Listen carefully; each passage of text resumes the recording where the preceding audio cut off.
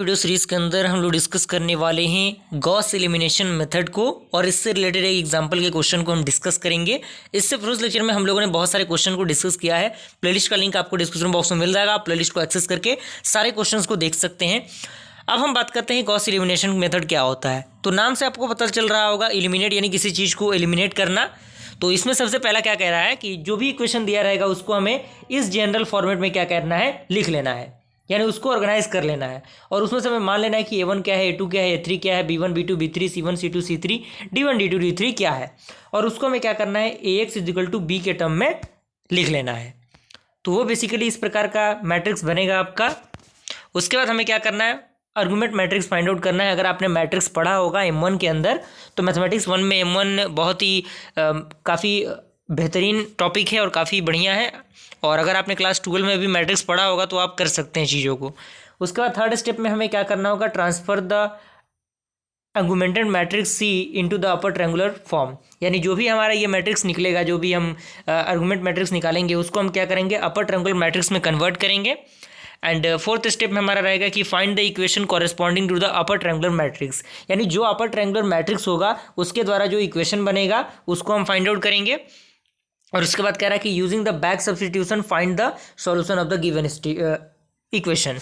यानी हम substitution method को अप्लाई करके उस इक्वेशन के जो वैल्यू होंगे उनको फाइंड आउट करेंगे। जैसे मान लीजिए x1 x2 x3 हुआ तो x1 x2 x3 के वैल्यू को फाइंड आउट करेंगे, xyz रहा तो xyz के वैल्यू को फाइंड आउट करेंगे। तो इस तरीके की चीज़ें होंगी। आइए हम डायरेक्टली एक एग्जाम्पल के द्वारा इसे समझते हैं। तो फ्रेंड क्वेश्चन कह रहा है कि solve the system of the equation by Gauss elimination method. आपके सामने इक्वेशन दिया है, कह रहा है कि 2x - y + 3z = 9। ये आपका इक्वेशन 1 हो गया। x + y + z = 6 इक्वेशन 2 हो गया। उसके बाद आपका x - y - z = 2 आपका इक्वेशन 3 हो गया। अब इसको क्या करना है, हमें जो हमारा जो जनरल टर्म था उसके अकॉर्डिंग इसको हमें लिखना है, यानी ax = b के टर्म में लिखना है। तो हम सबसे पहले क्या करेंगे, इसको ax = b के टर्म में लिखेंगे। तो हमारा जो ax क्या बनेगा, आपका जो x के साथ मल्टीप्लाई में है वो 1 है, y के साथ जो मल्टीप्लाई में है वो A1 A2 A3 जो हमारा जनरल फॉर्मूला था उससे हमने इसको सेट किया, तो आपका ये मैट्रिक्स बना। अब इस मैट्रिक्स को क्या करना है, हमें इसके आर्गुमेंटेड मैट्रिक्स को फाइंड आउट करना है। तो आर्गुमेंटेड मैट्रिक्स को फाइंड आउट करने के लिए जो बेसिकली ये x वाला टर्म होता है इसको हमें एलिमिनेट करना होता है और इसको एक डॉट डॉट लाइनिंग से हम इसको दिखाना होता है। अब जब आर्गुमेंट मैट्रिक्स में हमें इसे कन्वर्ट करना है तो यहाँ पे 0, यहाँ पे 0, यहाँ पे 0 रहना चाहिए। ओके, तो हमने क्या किया, ऑपरेशन अप्लाई किया, क्योंकि मैट्रिक्स है इसमें ऑपरेशन अप्लाई होगा ही। तो हमने R2 में ऑपरेशन अप्लाई किया, R2 - R1, यानी R2 में हमने ऑपरेशन अप्लाई किया, इसमें से इसको घटाया।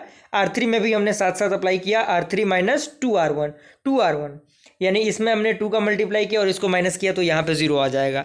तो यहाँ पे देखिए 0 आ गया आपका नीचे, और ये जो लाइनिंग है वो चेंज हो जाएंगी उसके अकॉर्डिंग जो हमने यहाँ पे चेंज किया। आप प्लस माइनस अपने अकॉर्डिंग देख लीजिएगा। उसके बाद आपने फिर से हमने R3 में ऑपरेशन लगाया, R3 - 2 R3 - 3 R2। तो हमने इसको अप्लाई किया, जो C बना हमारा कुछ इस प्रकार से बना। तो आप देख सकते हैं कुछ इस प्रकार से बन गया है।